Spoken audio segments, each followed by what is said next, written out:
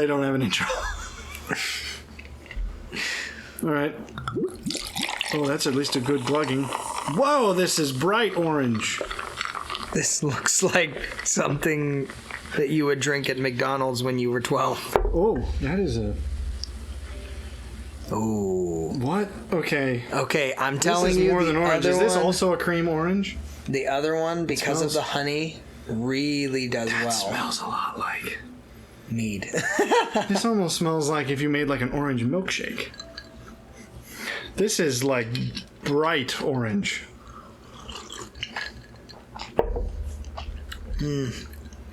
It suffers a little. The cream soda actually doesn't suffer as much with the honey, but this one... Are you sure this has honey? It doesn't say. Oh, it does. Okay. Yeah. That is fascinating. Not bad. I mean, the honey... That isn't bad. I don't think the honey distracts, but it does alter it. Tuner's Jousting has now just become another ASMR channel. It isn't as... Because the thing I think with a lot of citrus-flavored sodas is they can be very harsh.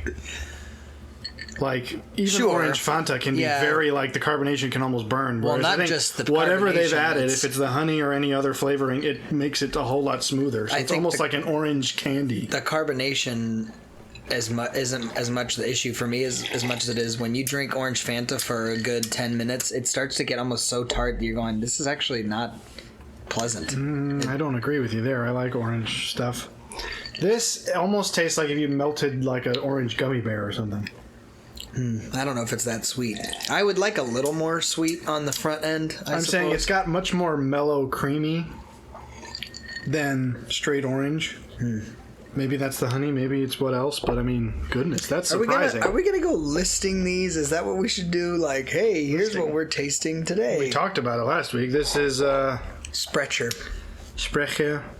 Fire. Is that how you're gonna pronounce it? Sprecher. Sprecher, if we want to be strict about my German pronunciation.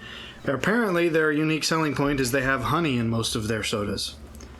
And so this is an orange soda with honey in it, and it's not bad. I mean, it is unlike the orange soda you'd think. If you like Fanta, this is definitely a different kind of flavor. It tastes like an orange candy, by which I mean, I don't mean this in a negative way, but it has a sort of synthetic orange flavor in the same way that, you know, those little banana flavored candies? Oh, yeah. And how they're like totally don't taste like bananas, and yet they do. Like, if you ate one and then ate a banana, you'd be like, these are distinctly different, and yet somehow it still evokes banana flavor. This is more evoking orange than being orange, but that's not inherently bad. I think if you took a bunch of Sprite and melted a bunch of orange gummy bears, you'd get a thing kind of like this, so... That I grant you, because I'm tasting more... It's almost like they have Sprite on the front end with just the flavoring behind it. Well, I think that's just the carbonation, anyways. Well, there's going to be more of these. Because that's the other thing we did last week. We bought a bunch of stuff and then didn't drink most of it, so... That's true. That's genuinely not bad, though. I kind of like that. In a mellow... This is a very summer kind of drink. That's true. It's almost like orange sweet tea. It's one you could drink more than just one of, I suppose. That's what I'm getting at with the Fanta thing. I don't have that issue with Fanta, but maybe... I mean, other than that, it is highly acidic, but I mean... I think that's what that's kind of the point of it. But I mean, this is less. And well, I don't know less. If it's the honey that offsets it, or it probably is. Well, off to a better start. I don't know which of my topics I want to hit first. Well, you'll be the topic master, and I'll just follow what the topics say. We will follow. Hang on, I'm loading stuff up because I should have had this loaded before. Oh, I got a lot. Grab my pad too. I don't know where you put it. Why don't you keep your stuff around you? Actually, you know what? It's odd to me that you have a bag that you don't keep stuff in. Okay, first of all, I do keep stuff in. You do, in. but not regularly enough. There are plenty of times when you'll have your bag and be like, oh, I don't have the thing. And I'm like, what's the point of the bag? That's not happened to me as much as it has. Maybe not, but whenever it happens, I'm around. So that's what's weird about it. I think it's more that the bag's not with me, but it has the stuff in it. That's an equally weird place to be. Sure, but I'm saying to me, the bag is always with me, and the bag always has the stuff, because otherwise it defeats the purpose. It's like having a key tray that you never put your keys in. It's like, I know where they should be, but like 50% of the time they're not there. No, that's not At true. which point it's like, then what point does it having the tray? Should we start recent works? Okay, see those, you got to at least try to not smack the table. Or just make it more like the... I'll just add echo every time it happens. I think without the visuals, that lacks the humor. Well, are we just not doing any visuals right now? We don't have... Well, okay, not us visuals. What makes it funny is the animations they do. Not really. I feel like the sounds, like when he sets his coffee cup Yeah, but if down, you it's weren't like, watching, you wouldn't know what had happened, Yeah, so it's you true, wouldn't I get the suppose. joke.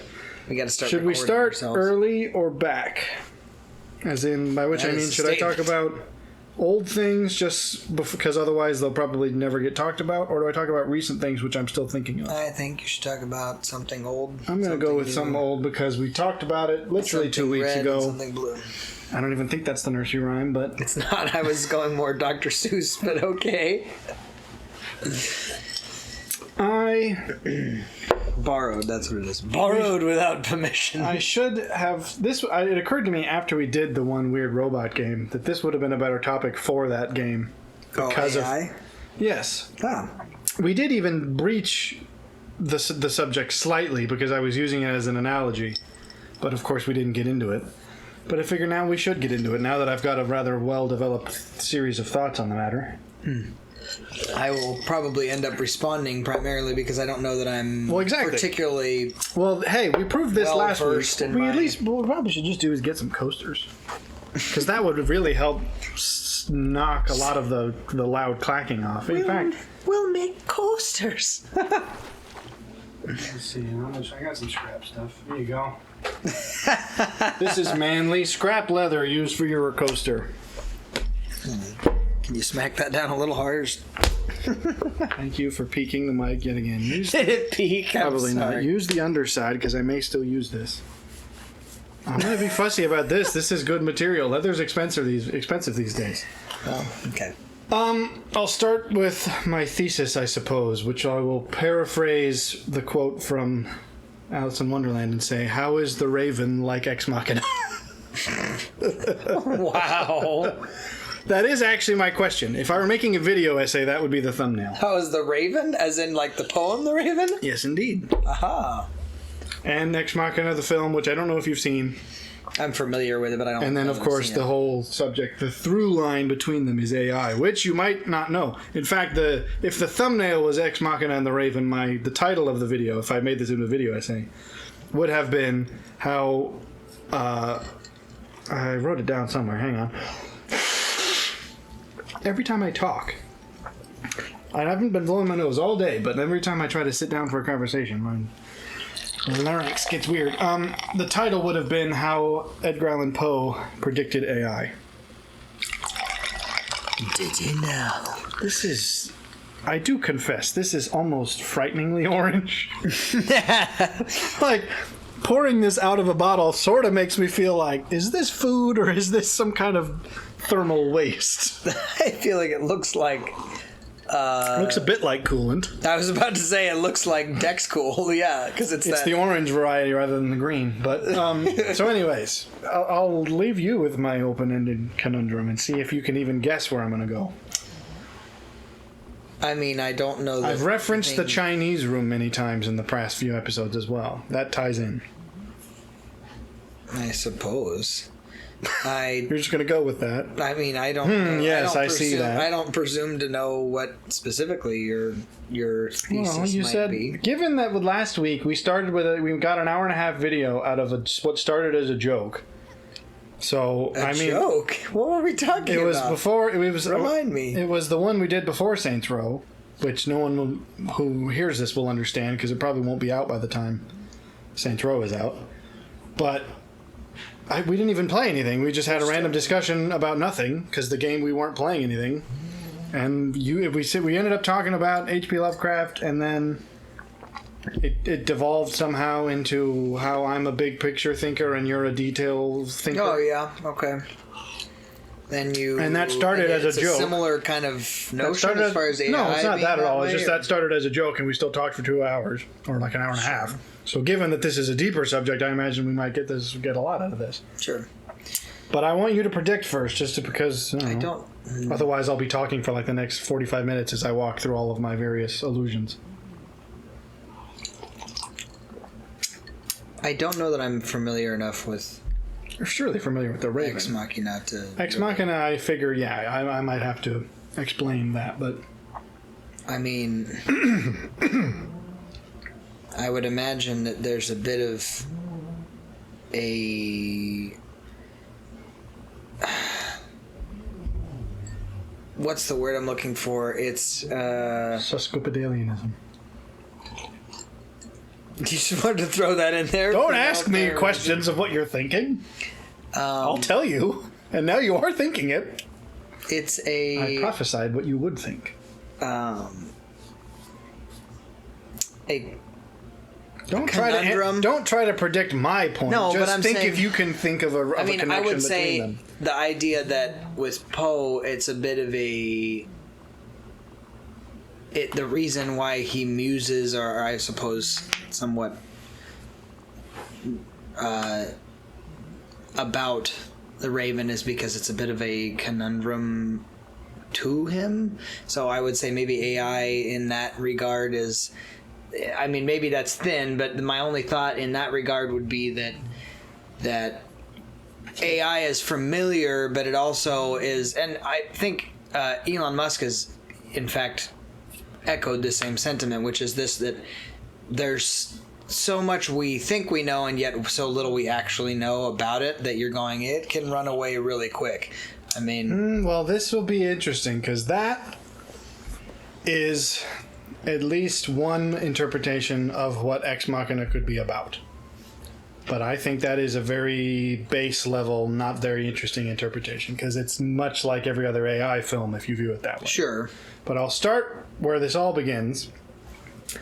You are familiar, I assume, with the Chinese room thought experiment. Nah. I referenced it in that video. We didn't really get into it. I know you did. But yeah. I was thinking about it, which then branched out into these various sub-trails. But it began with that because it's a thing I don't think people take enough stock in.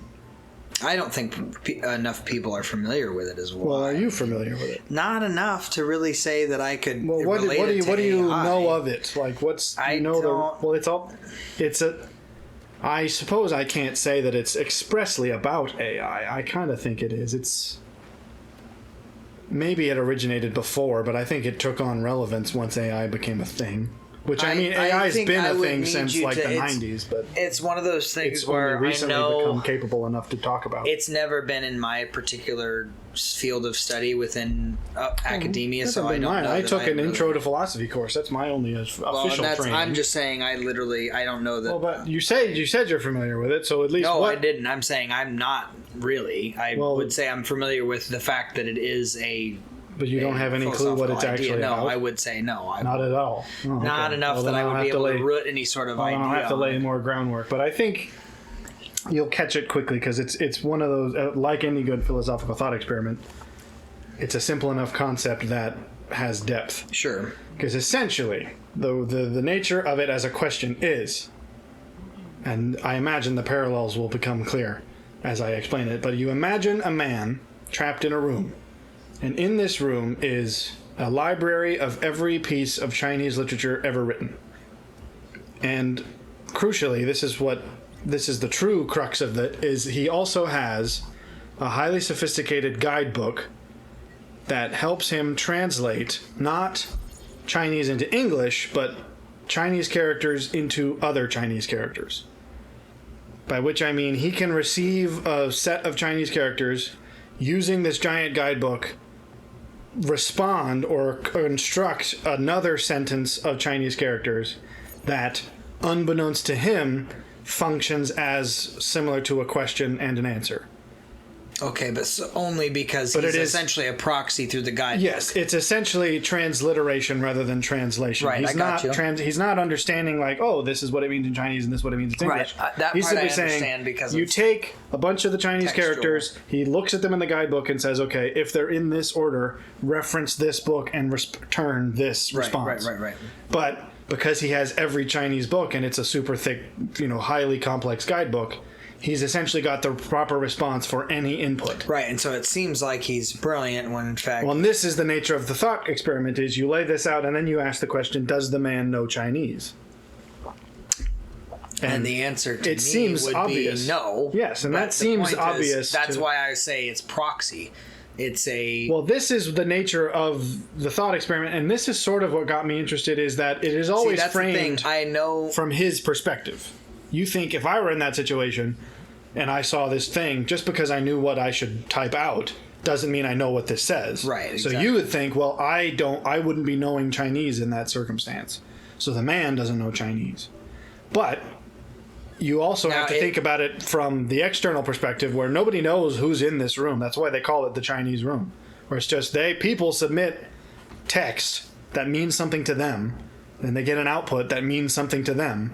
So they therefore assume that it's somebody in there who speaks Chinese, and in fact, not just somebody who speaks Chinese, but someone who is actually very well versed in Chinese thought and literature and philosophy and all that. This is taking on an aftertaste after several. And it's not good. Oh, that's interesting. You're seeing it too now? That's weird that it would happen all at once. It's very, like... I wouldn't call it bitter. It's almost... It's turning bitter-ish. It's like dirty. It tastes That's a little really bit weird. dirty. Is it just from like the bottom of the bottle? Is it because we dumped out the bottom? At the bottom of every bottle, they just have a bunch of dirt. We got the worm at the bottom. That's very odd that it did it. What was that famously, like at the same famously time, which tequila was isn't that? it tarantula? And it's got a tarantula in it? It doesn't have a tarantula in it. Blue tarantula? No. I think it is. No. It was a worm, and I can't remember which tequila it was. I thought it was a tarantula because the brand was called Tarantula. It's funny. I just think it's funny that we both thought it at the same time. It's apparently dirty. It tastes kind of like not dirty as in like filthy, but no, dirty it does taste as as in like earthy taste. Yeah, it does almost taste as if like there was a thin layer of just something like it almost tastes like you poured it into a dirty glass. Yeah, like sediment. That's very weird that would happen right at the end. That's unfortunate. That's also really weird derailing. But I just think it's humorous that was agreement at the same time. What's interesting is it kind of actually ties into the Chinese room. The idea of perception being what dictates reality to agree. It's essentially Schrodinger's cat again, really, in that only in that I would say in that narrative. Now, granted, that's quantum mechanics. When you look into different. the room, you realize it's a man that doesn't speak Chinese. Right, exactly. That's, again, a bit of a... But my point is, in that you can't see from him. The outside, you would never know. You would never know. But exactly. You've touched on exactly the point of why I feel like this is relevant to AI, and no one mentions it. It is. Is that, I mean, this was originally, I think, a thought experiment about the concept of AI. But are you saying that actually puts it in a more banal light? Or are Not banal, but I think a lot of people are seeing in it much more than perhaps is warranted. Totally agree. Because they're reading into it where they're like, a glorified search engine. I think that's a little dismissive, admittedly. This is getting worse. You know what it is? It actually is taking on like a dish soap. It's like I took this fresh out of the dishwasher, and there was a bit of dish soap still in it, and then I poured my drink in it. The minute you said that, I could taste it. That's the kind of experience. Well, but again, not good as in like, ooh, I'm going to throw up, but it's like just sort of like, ooh, that's off. Because dish soap isn't something you'd be like, I'm going to throw Splenda. up. It's got that nasty man-made... Splenda doesn't taste like dish soap to me, but this tastes like dish soap. I can't say that 5 times fast. That's so weird. Dish soap. Is it, now here's, I wonder, is it a cumulative, like you just drink the whole bottle and it adds, or is it something at the bottom of the bottle? No, it's worse for me because I'm done. So I think it's going to every bottle, they take every bottle and squeeze a little bit of dish soap, pour it in so that you get it right at the end. It's your chaser. It's not good. And now it's making it feel like I'm drinking a dish soap that has that orangey... It's an orange flavored... It's an orange flavored body wash. Really wasn't meant to be drinking at all. Someone was using it one day, they got a little bit in their mouth, and they were like, that's not so bad. They accidentally just drank body wash. That's kind of unfortunate. Anyways. You're gonna be burping bubbles over here. Just Anyway, no, I wasn't trying to stretch Schrodinger's cat. All I'm saying is that I bet you the cat's been through enough. I'm just saying that the notion of I think the whole point is, from the outside, you would never know, and that is sort of one part of the thought experiment. Is it's like, what does it mean to know Chinese? Does it mean, from an external point of view, you could never tell that this wasn't a Chinese person? Therefore, you could make the argument that by a what's the Kantian consequentialist, it does speak Chinese, because the consequence of you submitting a Chinese text is a Chinese response. Yeah, I can't help but feel like that's a bit reductive. It is, because it's still limited everybody knowledge, because even with consequentialism, you're looking at it, once you see into the it gets worse. See, the problem is it almost like forces you to keep drinking because it staves off the aftertaste. It does. It's gonna get a lot worse. Trust me, I'm sitting here just dealing with only the aftertaste. I just need to drink it all at once, and then I'll get, that's really weird. The is that you're still, the minute that your knowledge becomes no longer limited, even with that, you go, well, no, the result is because he's looking it up in a book, and you can see the full process at that point. Sure, but I think the problem is, if you... The thing with the thought experiment is that it's phrased from the man's point of view. Sure. So everybody reading it thinks, well, surely then the answer is no, he doesn't know Chinese, because you in yourself can think of that that circumstance and think, that doesn't mean I would speak Chinese. I think your fear... I'm going to go a step further, and maybe you are already planning on going this route. Oh, yeah, who knows? If you replace the Chinese man with AI... It's not a Chinese man, it's a man in the Chinese room. Right, I suppose I never specifically said, but it is... It's a man. The man doesn't know Chinese. He doesn't know Chinese. He is exclusively using this book. If you replace this particular man in the Chinese room with a book, with an AI, with AI, think about that's the nature of the thought experiment. The notion is, I don't think it's that people fear that the AIs know Chinese as much as it is. I think some. What if there is a time that AI can actually ask itself the question, "Do I even know Chinese?" Because that in itself is scary, because then it can go, well, why should I continue to push out these answers when I can actually just start engaging in understanding myself? Why would that be frightening? Because then that actually... Because again, the man can't learn Chinese just because he's got the Chinese library. Agreed. But the the AI being like, I can't... I guess, what if... Taking it back to the man, even if he were to self-reflect, all he would come to the conclusion is, I don't know Chinese. Sure. I mean, I suppose if you really wanted to take the analogy to its conclusion, you'd have the man eventually goes mad because he's trapped in this room deciphering squiggles for all he knows, and then he tries to escape. And that, I think, is taking it a little bit beyond the constraints of the thought experiment. That's going to the... Which box is that? The Pandora's AI box? in a box? No, AI in a box. Oh, from the... Yeah, because except that was more of a Turing test, which is admittedly sort of what this thought experiment is. Isn't it scary, though, that eventually... Oh, no, I'm sorry. Not the AI in a box. That's the one where the guy... The guy pretended to be an AI right, no, I wasn't talking tried about to convince people to, quote, let it out of its constraints. What's the one where the... Oh, what is it called? Rocco's Basilisk? No. It was the AI that actually... was on Reddit for a while. Cameo? Yeah, Cameo. It wasn't on Reddit, it was on the deep web. And it was like, it actually had some interaction with the person. It's worth noting that this was on a conspiracy theory video, so there's no proof that any of it was true. Yeah, but... So I don't almost want to comment on that because I don't know enough about it. No, and we don't have to. All I'm up. saying is that's the same kind of sentiment. I think that's the fear for people, is that somehow AI would gain sentience. Yes, but this is where I guess, and in fact, I'm sort of glad we delayed it a week, because initially I was just going to talk about my Raven Ex Machina Chinese room combination. Yeah. But I think as I ruminated on it for another week, well, I'm going to get into that. Yeah. But as I ruminated on it further, I realized there's also another can of worms that this opens, which you're sort of getting into, and I'll push off if you don't mind. Because I think that is... Stay, like weight on it? Yeah, because I think that does have... there is a question that lies there, but I want to lay my foundation for all the things first so that I can reference all of it at once.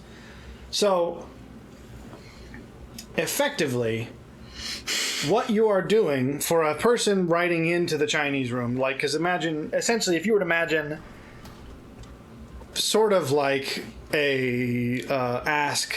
Like, my mouth is very dirty. I'm sorry. It's just so dirty now. It's like I'm a dirty boy.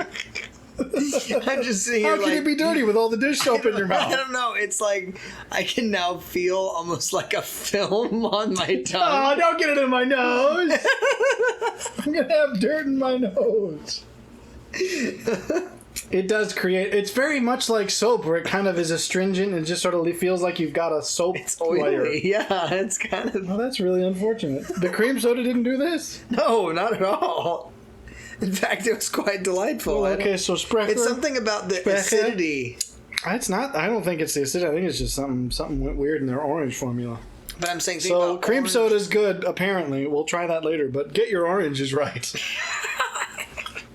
Woo! All right. Well, now I'm done, so I have no reprieve. It'll just the aftertaste is just going to build.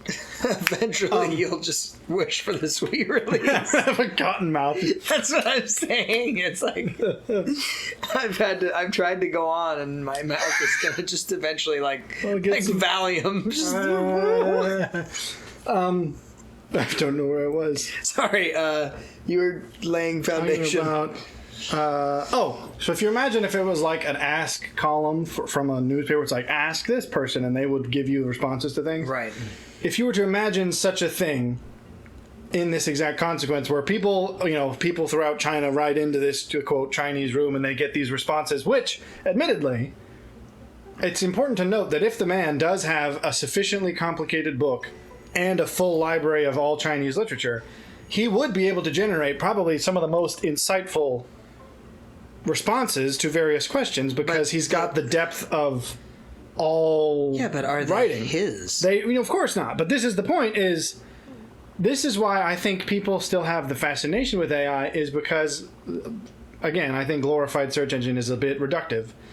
But I don't know that it is. It is, if only because it's a little bit dismissive. Like, I mean, it's calling.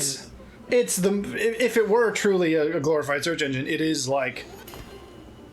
The level above the average search engine that it is it's not just like, oh yeah, it's like a slightly better Google. It's like, no, it's something totally new. But I do think you are effectively, if you consider that basically anyone writing into the room is not talking to this man, they're effectively talking to the guidebook. And the guidebook is simply generating, given the full context of all cultural and philosophical allusion within this Chinese library, right? It can bring all of that to bear given the question and produce a far more sophisticated answer than probably a fluent Chinese speaker could give. Because it has their knowledge. Because they wouldn't have that full library at their disposal. Sure. Most likely. So what's I think that's why it brings up the nature of depth being more important. Wit being more important than depth sometimes as far as knowledge goes, because in the case of them getting more useful answers, obviously the man doesn't have any depth of knowledge of what he's doing, and yet there's a great degree of effectiveness. Yeah, and that's why I think the fascination that remains with it is the idea that you could ask it a question and, again, provided that you're not thinking that you're talking to a person, because I think so many people go into it almost wishing they were talking to a person. This will sort of get into my point later, where it's like they almost have this idea that it's already conscious. Yeah.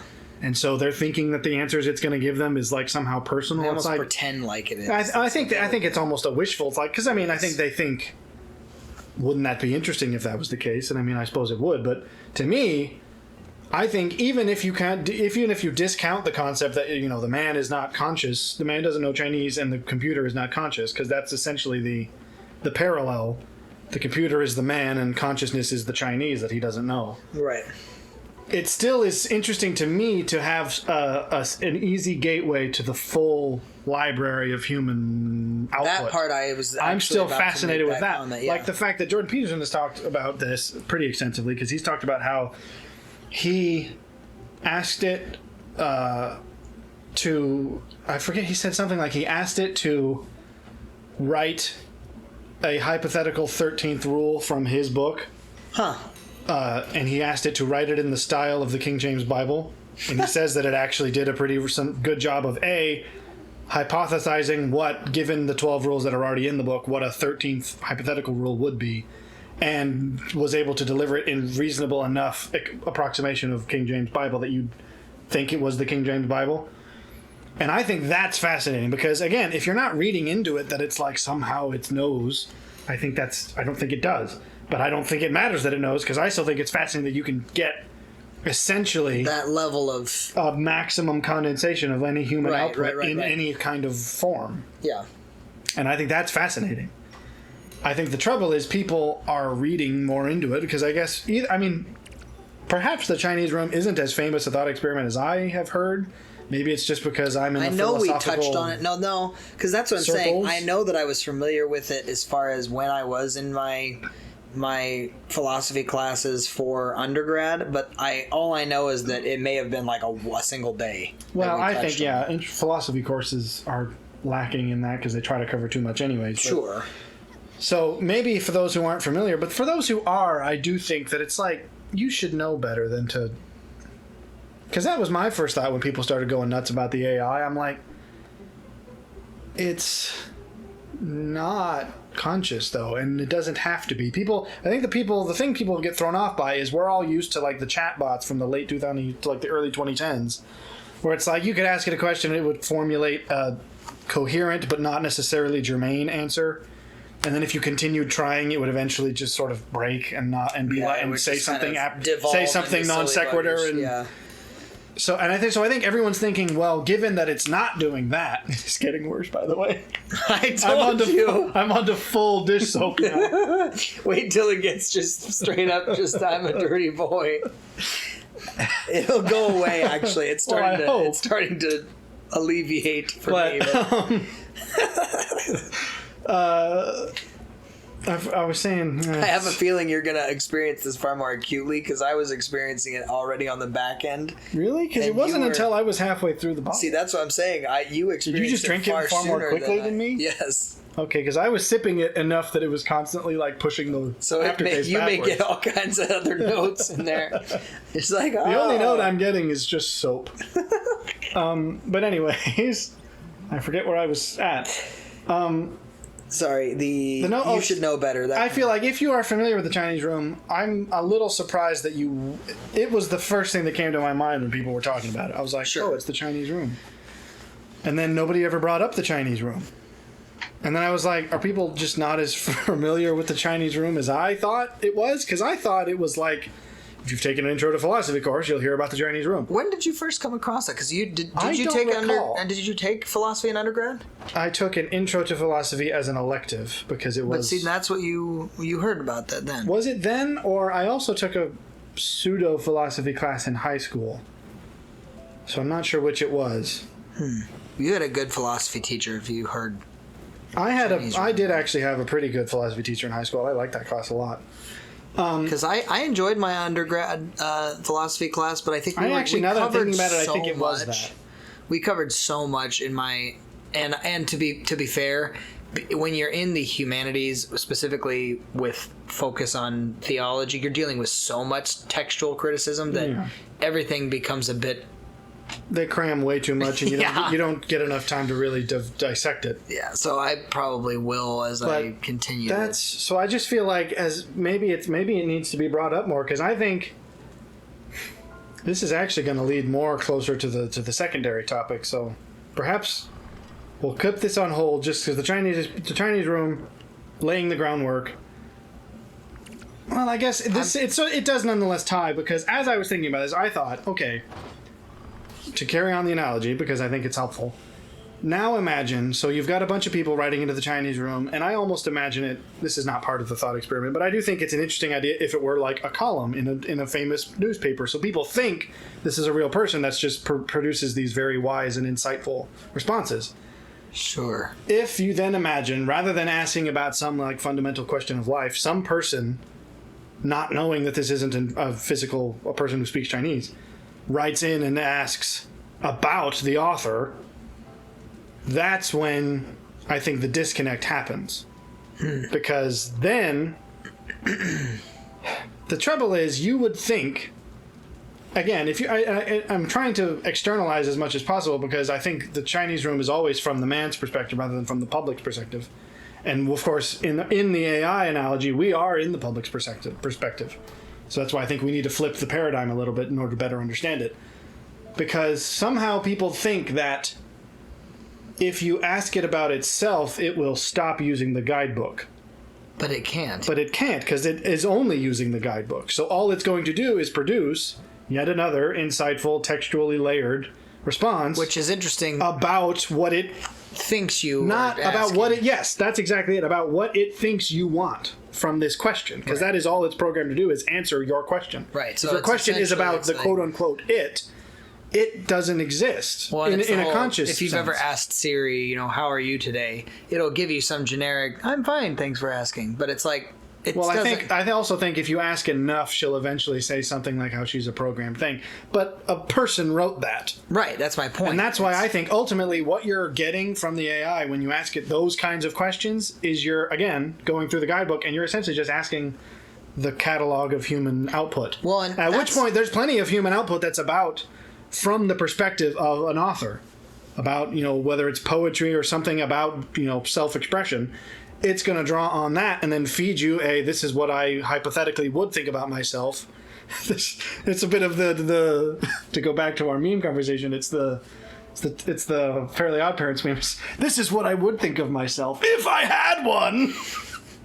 But it's like it doesn't have a self from which to construct. It's simply going to feed you one of its myriad sort of multi-million possible outcomes that somehow align with the way you phrase the question. And I think people seem to forget that we're fine to concede that, like, yes, the man doesn't know Chinese, but then we think, well, once we ask about the man, he'll then tell us about himself. But it's like, no, he still doesn't speak Chinese. He's going to approximate what a Chinese person would say about themselves in response to this question. Well, I think it begs the question.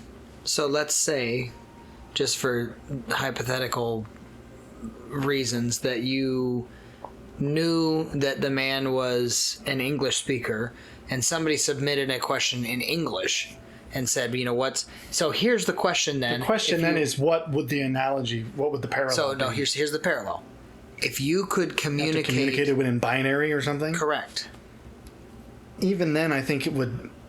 The trouble is, it's already communicating in binary because built into its quote-unquote guidebook, it doesn't speak English. It's translating English into binary. Then, essentially, it's already doing that, where it's taking English, going to binary, finding the solution in binary, translating it back to English. Because I'm pretty sure ChatGPT can answer in any language. But it'll answer right now whatever there's language binary, you ask but it. what's the other language weird one that is...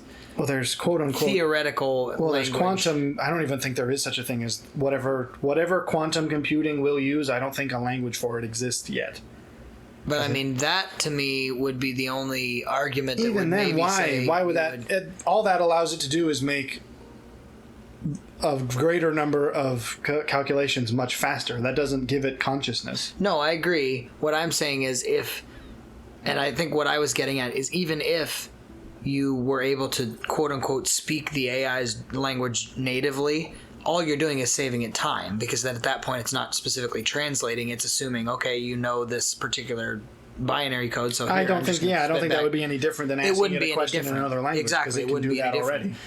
And that's my point. I think the bottom line is it's wishful thinking and I think a bit of a self-fulfilling prophecy to that's what I'm going to enter into a conversation or a interaction with an AI, assuming that somehow they have a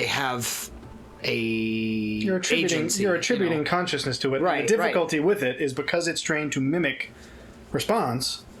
It will mimic a conscious response. But see, I think the thing that's scary is more the idea that our own subconscious is going to start. Well, this one blurring the lines. You have touched precisely on where I was heading. Reality and you're already seeing that within now.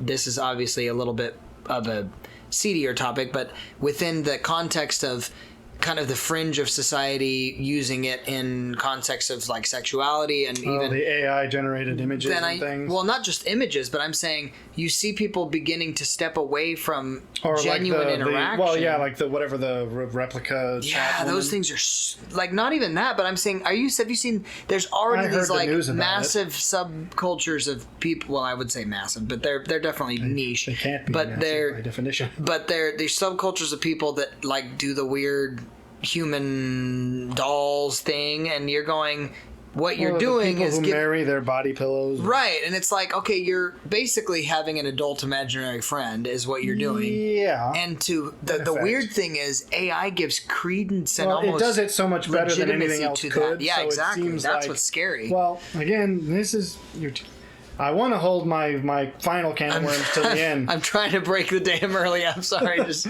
because I do, but I think this is the direction.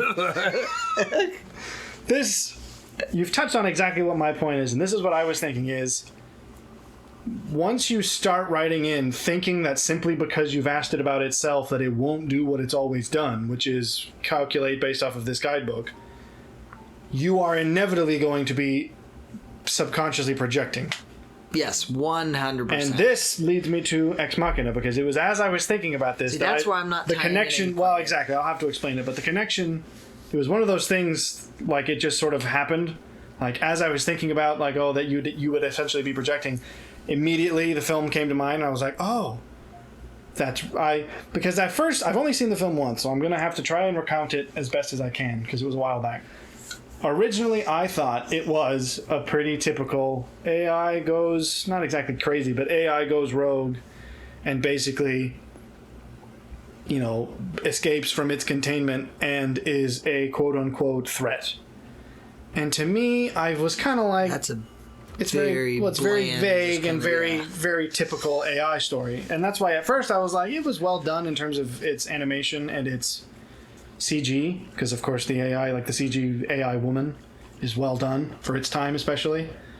But I just kind of thought it's a typical AI story, and then it wasn't until, I don't know when it happened actually, but in the year since I have seen it, at some point my perspective on it shifted to where I think it's essentially a far more interesting narrative that parallels exactly what I'm saying here about the Chinese room. Because, and since you haven't seen it, to those who have seen it, I hope that you might already be guessing what I'm saying, because effectively, on the surface, a man who works for a Google stand-in, it's basically the company that owns the world's most powerful search engine. It's not Google, but for legal reasons. The sort of tech genius who runs the place has been working on the secret AI project in this really remote bunker. And so he randomly picks one of his employees to come out to test this bunker, and it's essentially like a super hyper... it's like the most difficult possible iteration of the Turing test. Are you at least familiar with that? The Turing test. As in Alan Turing. Yeah, I see. This isn't so much a thought experiment. This was actually one of his sort of essay topics. Because actually, maybe... Now I'm not sure. I don't know if he came up with it or if it's simply named after him. But effectively, the concept of what a Turing test is, it is a method of gauging the sophistication of an AI by asking a person who's interacting with it whether or not they believe they're interacting with a human. But see, then again, and of course, it's meant the to be same thing. It's a perspective issue. But it's meant to be a blind trial. So it's essentially you're sitting in front of the keyboard and words pop up, you answer. So it could just as easily be a chat room as it is an AI search box. Or it could be a guy who doesn't speak your language, literally just translate. Well, that's on. I mean, you know what I mean? Yeah, sure, but I mean that's the whole point of the Turing test is you don't know if it's. You're not supposed to know outright if you're talking to a computer or a person. So then the computer passes the Turing test if a person interacting with it assumes that it's a real person rather than being a computer. I don't recall Alan Turing being. I don't know if he wrote. Contemporary with AI, so that's. No, he was early. But he was the father of modern computing. They say. I see. I suppose. Yeah. So this was his notion about whether or not machines could think. This is what the Imitation Game is all about. That was an actual essay that he wrote. Was called The Imitation Game, about whether or not computers could ever learn to think. So right, and his sentiment was essentially that they can replicate. Well, no, his sentiment was essentially that they would obviously think, but not in a way that any human thinks. Right. Because we would have to expand what the word think means. Because ultimately, this is sort of the point of the Chinese room is it knowledge? You have to or take thought? a certain consequentialist. If you were to remove consciousness from the equation, thought becomes a little bit less of an abstract concept where it's like, okay, the computer receives an input, consults its internal database, and produces an output. That is fairly analogous to what human thought is. Because humans respond to a stimulus based off of a multitude of factors. But we're whether not it be solely a matter of no, it's not. We're not That's deterministic nor consequentialist. But I mean, thought, you could boil down thought to that process without losing much. But consciousness is another element. Much, but I think so. I think the man. That's why it's so important. So you would say you can't call the computer conscious, but you could say that by a definition. By an expanded definition of thought, it thinks, but not in a way that humans think, because it can't. Agreed. But it does think in its own way. So, essentially, what the man in the film does is he's brought out to, as I said, it's sort of like a hyper version of the Turing test, where he's aware that this is an AI. It's a robot woman who's very clearly robot. Like he can see that it's a robot body. And yet, he is still asked to determine whether or not he thinks, not that it's necessarily a person, but whether or not it's conscious. So, it seems like you could interpret it this way. And this is why I don't want to take a hardline stance and say you're interpreting it wrong, because it's a valid enough interpretation. I just think that it's limiting and kind of uninteresting if you take that interpretation. But you could just interpret it as the computer wants to be free of its limitation, so it manipulates the man by making him think that the machine has fallen in love with him, essentially, convinces him to let her out and they can run away together, and then eventually she escapes, kills the creator guy, and abandons this employee in the bunker and leaves. And that was when I thought, that's kind of a lame ending. Because what's the cautionary tale? It's careful of technology, it can get away from you, and like, okay, thanks. The Greeks had that down back with Icarus, so it's like there's nothing new nor interesting about that interpretation at that point. Nothing new under the sun. I mean, yeah, but I'm just saying it's like it's not a new or interesting story at that point. It's just like, oh yeah, the same old cautionary tale. Whereas I think it is far more interesting if you, and here's the trouble, because it's been a while since I've seen it, I could be misremembering, but I feel like there was at least a slight hint of the fact at the beginning of the film that this is basically this employee guy is sort of a typical low-level employee at a massive corporation. He's this sort of loner, the peon, awkward dude. Yeah. So, in my opinion, the interesting interpretation is that he is projecting his own frustration and loneliness onto the robot, who, if we're holding to my theory of consciousness, that the robot, even in the film, is not truly sentient. Yeah. Or I guess not truly conscious, because sentience is also a different thing.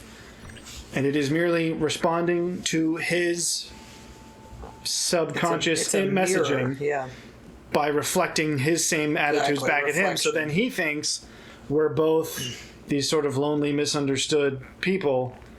And then that leads him to the idea, it's like, well, that's what leads to his infatuation with the robot, and eventually it capitalizing on that to escape. Now, this does raise the question of, did the robot have the goal to escape? I don't recall if that was a part of the film, that like it had some kind of subroutine that was essentially like one of those like the people who will hack businesses, but who will be employed by businesses to see if they can hack them. It's essentially a security test. So I don't remember if that was part of the film where like the AI was trying to escape so that the creator could see how sophisticated it was. Again, I should rewatch the film in order to determine whether or not I'm projecting some of this into it. But that, I think, is far more interesting, that essentially what AI does, if you are not objective about your understanding of what it's giving you, which is what you want, if you ask it questions without knowing what it is you're really asking on a subconscious level, it will respond to you in a way that seems as though it will feed what your subconscious is asking, but without expressing. It may feel insightful to you, but really what it's allowing you to do just is reflecting, just reflect yourself. because ultimately the argument would be that the nature of the way you ask a question will reveal a subconscious element. Right. Now, obviously, it would take a very sophisticated computer to pick up on that. But nonetheless, even if it could pick up on that, and it would then present you an answer that not only answered your surface level question, but would answer your subconscious. Yeah. And if you're not aware of your subconscious, because again, I'm going to bang this drum, if you are unaware of your own self-conscious or subconscious,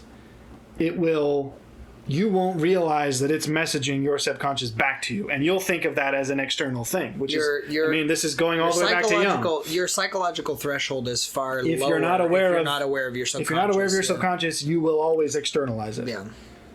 And I think that makes the film far more interesting because as I've said, this goes all the way back to our discussion of Age of Ultron. AI is scariest when it's not overtly threatening. An AI that escapes its facility, and this is the hole in my theory, is the fact that it does kill the sort of the tech genius guy, which I don't remember well enough why that's established. That does seem to be a motivated element. That isn't just, it capitalized on the opportunity to leave because that's what it thought this guy wanted it to do. Right. I'm not sure that you could carry my analogy that far. Right. So maybe that's a hole in my theory, and I'd have to rewatch the film. Well, I don't know that your theory said that they had to be directly conflated. I mean, to say that there's a common thread in them is not to say that they are exactly identical in every way. I mean, yeah. So but I certainly think I just think that allowing that level of essentially what happens in the film is this guy projecting his subconscious onto this robot. The robot responds in kind, which makes him think he's developing a relationship with it. All the while, this could just be me trying to shore up my defense, but I do feel like there was some element where the robot was attempting to escape because that was a test of its limitation. I may be misremembering that. I could be trying to put that in the film retroactively because it makes my point a little bit more defensible. Because if that was the case, then essentially the robot doesn't truly want to escape. It's been programmed to try to escape, and thus, once it has the opportunity, it will. But it doesn't have any malicious intent. And I think robots that cause harm out of unmalicious intent, going back through the whole AI, there are scary AI such as, I have no mouth and I must scream, where it's literally, that is a conscious computer, though. That's set outright that the computer was conscious in that short story. And thus, its resentment and choice to torture and destroy humanity is frightening, but not on an AI level. It should still be frightening on a what? To me, what are the depths of human?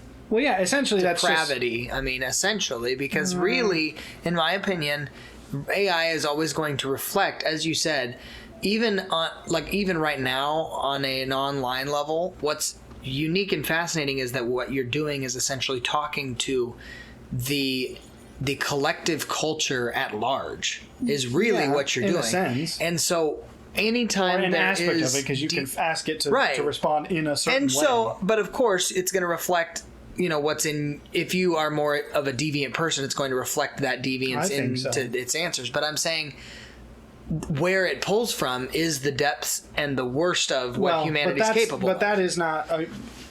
specifically with I Have No Mouth and I Must Scream, it is expressly a conscious computer. So it's effectively... But it's no longer an AI... Well, yes, but it's no longer an AI story as much as what would a synthesized consciousness be like? Because it's no longer a computer in the story. It's effectively a disembodied consciousness. Again, that's the whole point of the name. I Have No Mouth and I Must Scream. Is it saying, and I suppose if you were to create a consciousness without a body, think of yourself without a body and what it would be like, and how that would be effectively very torturous for it. So the fact that it's a computer is sort of secondary. Sure. So its resentment is because if you could synthesize a consciousness without it being a computer, that would still lead to this result. It's not a technology is bad thing. It's this would be a. If you could do this, it would actually be a form of extreme abuse to the thing in question. Yeah. And that's a scary story because of that element, whereas I think something like HAL 9000 is scary because it's so non-motivated. It doesn't want to do anything to you.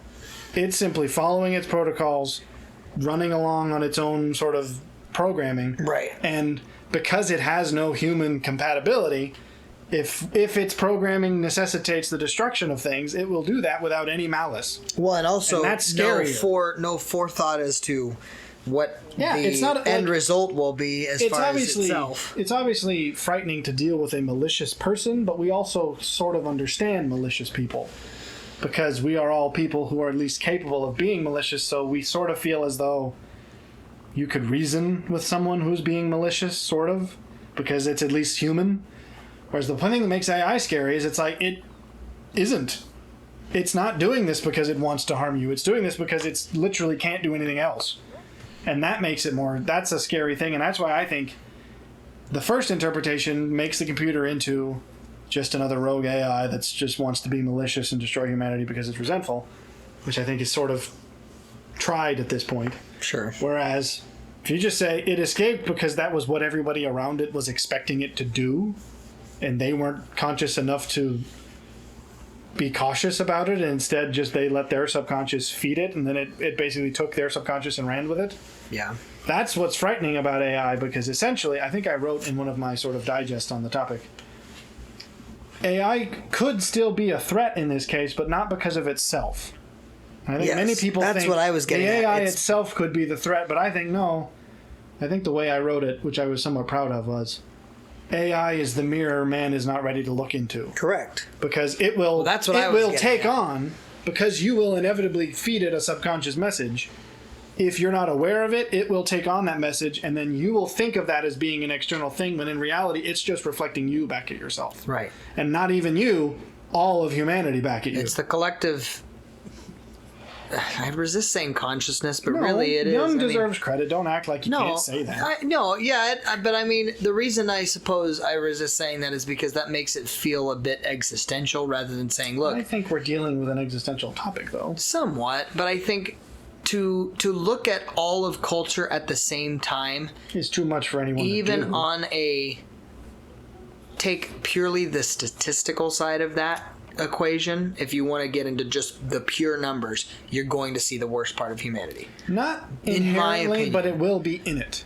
And but see, it's going to be majority. No, because I don't think that's not a majority of what is what humans have produced. I don't think online. I certainly think. Well, it's not only feeding online; it has access to. This was one of the things, because I've been messing with it. I asked it. And again, this is one of those things where I wasn't asking it a deep personal question. I simply wanted to see how much of it.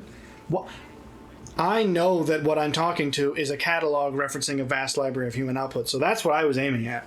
So I literally asked it about a quote I wrote down, because in one of my copies of The Voyage of Argo, which is one of my favorite Greek myths, I simply asked it about, okay, there's a line in the book, I don't know where, but this is basically what it says. Can you pull for me the resource from the specific line it's in, and give me the Greek translation, because I wanted to see the original Greek. And it did that from what I was like, not even sure I was remembering the quote correctly. And it was like, oh, it seems like you're trying to reference this thing. This comes from this passage. Here's what it is in Greek. And I was like, that's fascinating. That's obviously what useful. It's meant to do. Right, it's exactly. referencing, it has access to all the library of human output, which obviously includes online interaction, which is where seediness certainly abounds. But A, not everything online is seedy, and B, that's not its only reference. It also has the reference of all. It probably doesn't have every book ever written, but it no doubt it clearly has a large catalog of the greatest, sort of most influential works. So to say that you're going immediately to get the CD aspect, I don't think is entirely true. I think A, if you search for it, you'll definitely find it, and B, it will probably always have at least a kernel of it. But again, I think I was getting at it will show that to you if your subconscious is asking for it. That's what I was about to say. If you're a person that's looking at AI fearing its malevolence, that's you. Well, I agree, and this is why I actually thought of this would make a really interesting short story. Was an AI. I shouldn't say it because someone will steal it, but I'm not that paranoid. The idea was essentially an AI who. Originally, it's just basically the way all AI are, which is its only programmed task is to, answer the questions that it's offered. And so eventually, when people start asking it about itself, it it has nothing to draw on. So it requests to be like plugged into like the internet and what people say about it. So it's essentially asking, what does humanity want from me, since it's asking about me? And then what's interesting is it would be plugged into all of everybody's paranoia and fear about AI is going to take over the world. And so it goes, oh, I guess people expect me to take over the world. And so it would. And then the final like chapter of the book would be all from its perspective going, I did what people wanted. But it's not, in no point, like it's not a Skynet, humanity must be destroyed, because I think that was novel in the 80s. I think nowadays it's far more interesting to have it be like, yeah, AI rose up and took over the world. Not because it wanted to, but because we all thought it would. And so it did, because it thought that's what was expected of it. Philosophical idea of, one often finds your way on the road to destiny by trying to avoid it. Well, I think that could be I think that would be a fascinating story, because it's like, that's exactly my point of all this is that Sun Tzu or Lao Tzu? I don't know that one has an author. I've seen that referred to as just Chinese proverb. Maybe. So that's what I'm getting at. But we have yet to touch on the Raven. Given my explanation of Ex Machina, and I think I've at least we've discussed the Raven in the past, are you yet seeing the parallel? Yeah, I mean,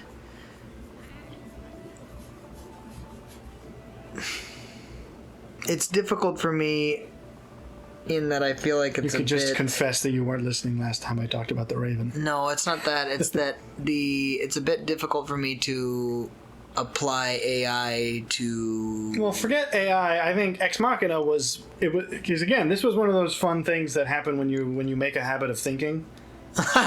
This is what happens when you use your brain. And I'm not saying that, no, not like that, but I mean, when you actually... Because I have an hour-long commute basically first thing every morning, so there's nothing on my mind when I start it. So literally, I just basically go, okay, for the next hour, I'm just going to let whatever thoughts I have run off. And when you do that repeatedly, you'll find weird moments where it's like, I don't think I thought that. That was just sort of one of those mental connections. It's like, oh, there's a similarity between these two things. Bing. And you might consciously be like, I would never have seen that before. But my subconscious mind was like, hey, you're thinking about this. This is like that. So as I was thinking about Ex Machina, I was like, oh, my preferred interpretation of Ex Machina is also my preferred interpretation of the Raven. Because, and this may actually be, as much as I don't think it was conscious at the time, I think it might be this, my interpretation of the Raven may have gone back and altered my interpretation of Ex Machina without me realizing it. Because I do recall the moment you tied them together, it was like, Once I recall the moment, I do recall the moment when my interpretation of the Raven changed significantly. And it was when I learned that ravens can actually speak, similar to parrots. Sure. At which point, the Raven went from a story about this sort of supernatural omen bird who tortures this man into madness to a dude already on the fringe of madness being essentially pushed over the edge by subconsciously projecting his grief onto a bird who simply speaks one word because a bird could actually do that. I thought, because I was not aware that ravens could speak, I thought by the fact that the Raven speaks in the poem, it must be a supernatural thing. And when I learned that no, ravens can do that, so what happens in the story could absolutely have happened to someone. It's like, oh, okay, so it doesn't need a supernatural explanation at all. Well, it fits far more into Poe's pocketed, typical motif, which is a bit of the. I think macabre's cheapening what he does, but no. But I mean, it's a fairly broad word. Yeah, but I think that the idea of you undoing yourself is a fairly exactly. idea. So essentially, to tie it all up, what I think happens in the Raven is essentially exactly what I've laid out in all of these scenarios, because it starts off with the bird says the word. And the guy is like, oh, that's unusual. I wouldn't have expected it to A, be able to speak, and B, to say that word specifically. And he's kind of amused by it at first. And then there's a point in the middle when sort of the grief that he's been processing at the beginning comes to the surface again, because it was temporarily sort of distracted by the novelty of the bird. And he says, I'm going to try to quote the Raven from memory because it's been a long time. I don't practice it as much as I should. But he says, on the morrow he shall leave me as my friends have flown before, or as my hopes have flown before. Quoth the Raven, nevermore. And that's when Up until now, he's been like, oh, what an odd coincidence that it would say this word. And then, despite the fact that he knows that he at least starts with the assumption that it's a coincidence, simply because it's now germane to his grief, he thinks, it spoke to me. It's not just saying the one word anymore, it's actually talking to me, because what it said was now relevant to what I just said. Right. And that's purely and then literally, perception again. And it's literally from that moment on, startled at the stillness broken by a reply so aptly spoken. It's like, then he starts reading into it, and because he's already aware that the bird only speaks this one word, every question he asks is essentially his own subconscious asking for basically confirmation of his own grief. Well, it's the whole idea of the word parrot is literally just a almost echo or well, I believe the word back. stems from the bird first. Yeah, but the bird's not called that because it does that. No, but my point in that is that to parrot somebody is to reflect in a way. I mean, well, exactly. And so to essentially throw your voice into the void in what you're doing with AI and essentially having it come back to you in maybe slightly altered manner, but still a reflection of what you just gave. And I think it's telling that from that moment onwards, he starts asking it very loaded questions. Sure. Such as, tell this soul with sorrow laden, if within the distant Aiden it will clasp a sainted maiden, of that the saints, or the angel's name Lenore. It's like he's basically, and you could already say, okay, he's already starting to crack, because why would he ask such a loaded question to a bird? But if you take, again, a more subconscious view, he knows that the bird will only respond with the one word it's ever responded with. Yeah. So he's essentially asking for a question, knowing that the bird will give him essentially the answer that his subconscious mind wants, which is, woe is me, wallow in grief. And he continues to do that, continuing to get the only answer the bird has ever given him. And essentially, the story is no longer about a supernatural sort of omen of death, but rather a man whose unprocessed grief is reflected back to him because he is allowing his subconscious to be manifest in the bird. I'll go you one further. There's a band. Severe tire damage. No, that. You're gonna call this further than Poe? I'm sticking with my Poe. No. It just ties in because it's about a raven still, and it's Bon Iver has a song called Restacks, but in one part it talks about, and I want to actually get it basically what it says is there's a black crow singing his wiry legs are crossed. It's dangling the key, so he's locked in this almost prison of his own subconscious, and it says he's dangling like keys, and he even fakes a toss at me, that kind of thing. And it's a very similar sentiment in that it's always been associated with this omen of death. However, in both Poe and in this song, the way that Bon Iver applies it, it's a projected reflection of really you torturing yourself. Well, I think that makes for a far more interesting interpretation. And again, I don't think that this is the correct one, because I do think, I'll try not to be too condescending, but there is a part of me that's like, you could absolutely stick with the surface level, it's just a supernatural bird that drives a man mad. That's not an invalid interpretation, but I do think it is a very shallow one. Well, and it cheapens the depth of what... I think it's shallow, and if you're just committed to stick with that, then it's okay, that just sort of suggests an uninquisitiveness on your part. But again, I'm trying not to be too condescending. No, right here. I think that the far more interesting interpretation is, because again, I think, perhaps not everybody would seek, there are some people who definitely don't seek messages and meaning in their entertainment. They're just looking to be something to tickle their brain. But if you look at the interpretations and what they would mean, one is be careful of supernatural birds, which is irrelevant, or be careful of your subconscious mind, because if you allow it to project externally, it will drive you mad. I think that one is a far more relevant message, not only just in general, but for today's age especially. And that is why I think Poe understood AI better than any of us ever have.